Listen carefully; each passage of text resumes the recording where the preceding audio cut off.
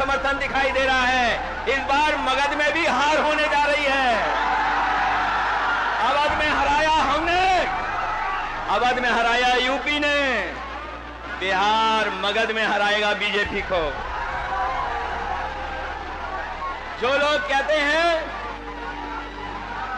जो लोग सपने दिखाते हैं, जो लोग हमें सपने दिखा रहे थे कि अमेरिका के राष्ट्रपति ट्रंप हमारे मित्र हैं, लेकिन मित्र हमारे लगातार पाबंदियां लगा रहे हैं हमारे आपके ऊपर।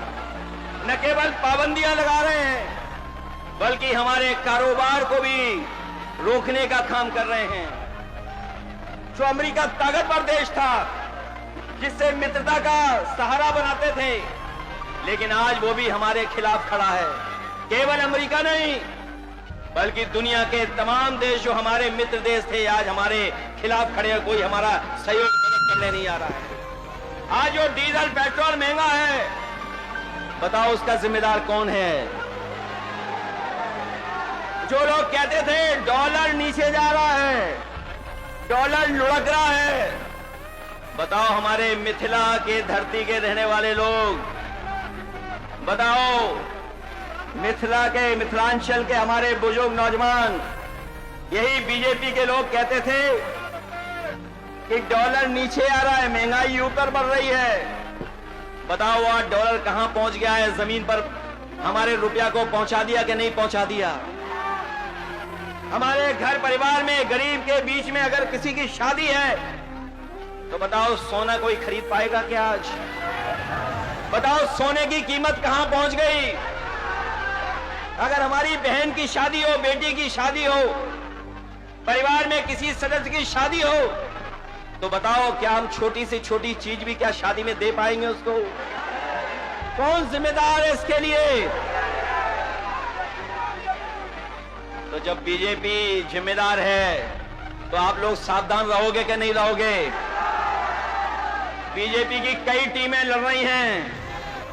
कोई ए टीम है, कोई बी टीम है, एक पी टीम भी है। बताओ सावधान रहोगे कि नहीं रहोगे? उनकी बी टीम से, सी टीम से और एक पी टीम भी है।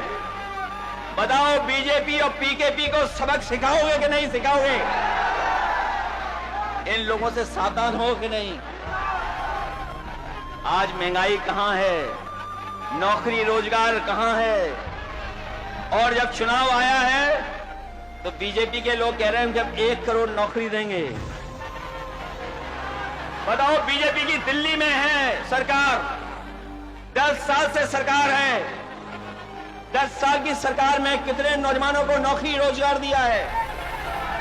और जो नौजवान हमारा मेहनत करके, परिश्रम करके, भाग दौड़ कर करके फौज की सम्मान की नौकरी पाता था, उस नौकरी को भी छीनने का काम अगर किसी ने किया है, तो भारतीय जनता पार्टी के लोगों ने किया है।